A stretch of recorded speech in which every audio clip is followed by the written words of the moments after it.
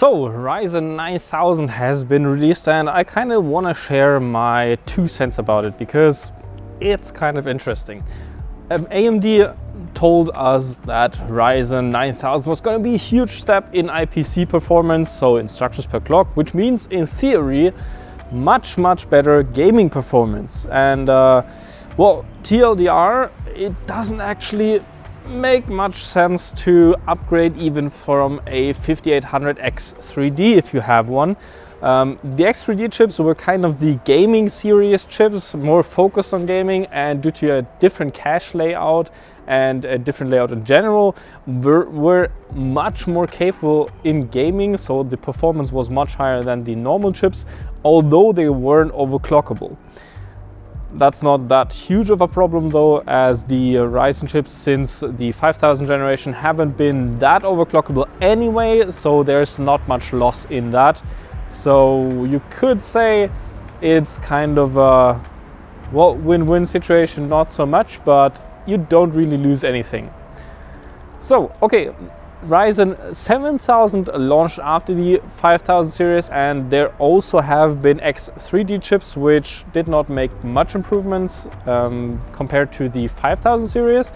And now there is the 9000 series, and when AMD announced these CPUs, they said, well, these CPUs are going to deliver, as I said, a double-digit IPC improvement.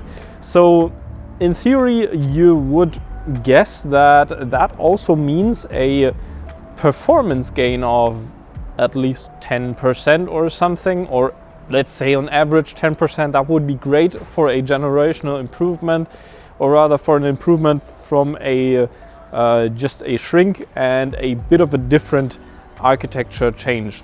Yeah, I have looked at some tests, and it seems like AMD was kind of, well, I'd say very optimistic on that point.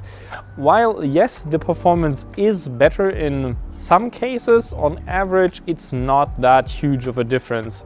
Compared to, for example, the last generation, these CPUs are only a few percent faster, well, in applications as well as in gaming.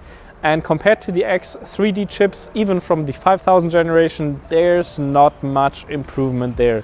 While in some titles, yes, there are titles where these CPUs perform way better and are much faster, which is also due to the better cache structure that was implemented in Ryzen 9000 rather than Ryzen 5000. But the X3D chips of the 5000 generation were also able to kind of take advantage of that, so take that for what you will. And yeah, maybe that's not the thing you should be focusing on.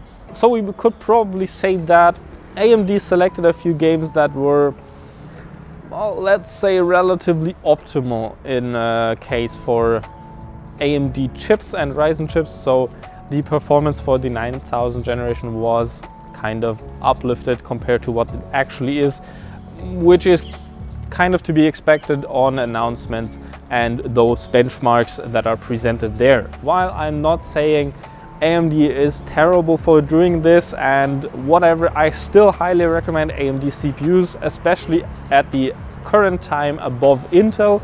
But there still seems to be some issues with, well, not really pushing the boundaries forwards, which is understandable looking at Intel, who pushed the boundaries and, well, they kind of ran into some limits. And yeah, but looking at these chips, they just didn't really improve that much or improve as much as we wanted to. But here is the thing that AMD wanted to get us with. It is the efficiency.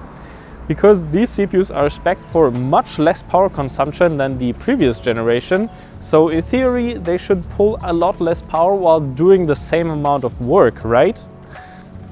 Also, that's kind of not really true. While they pull a little bit less power when gaming, for example, or in applications as well, the difference is still not that large that you would actually see a huge benefit, for example, on your power bill or whatever.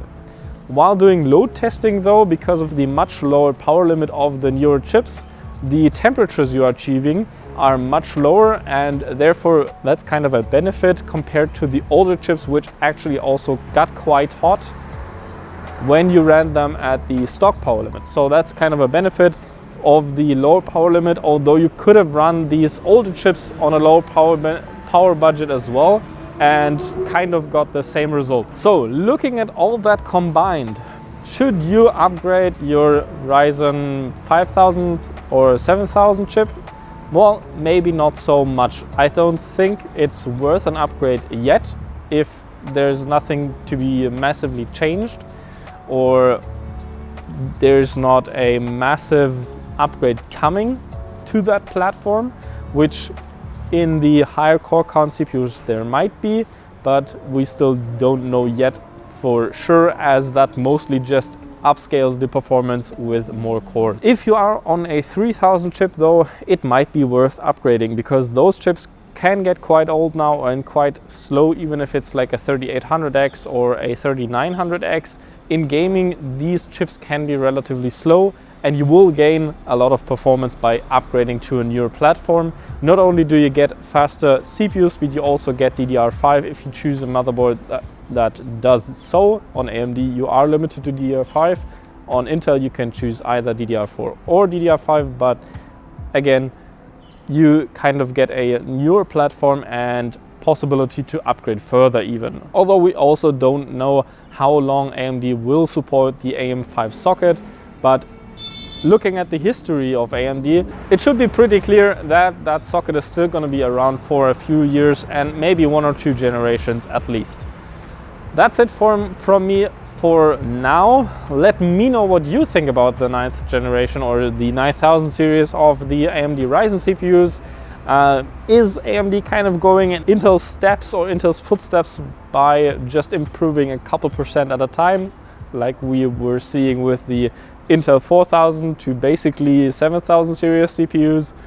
But hey, to each their own, and as I said, I still recommend AMD CPUs because they offer probably the most performance at a, well, safe usability, because Intel just keeps encountering problems right now.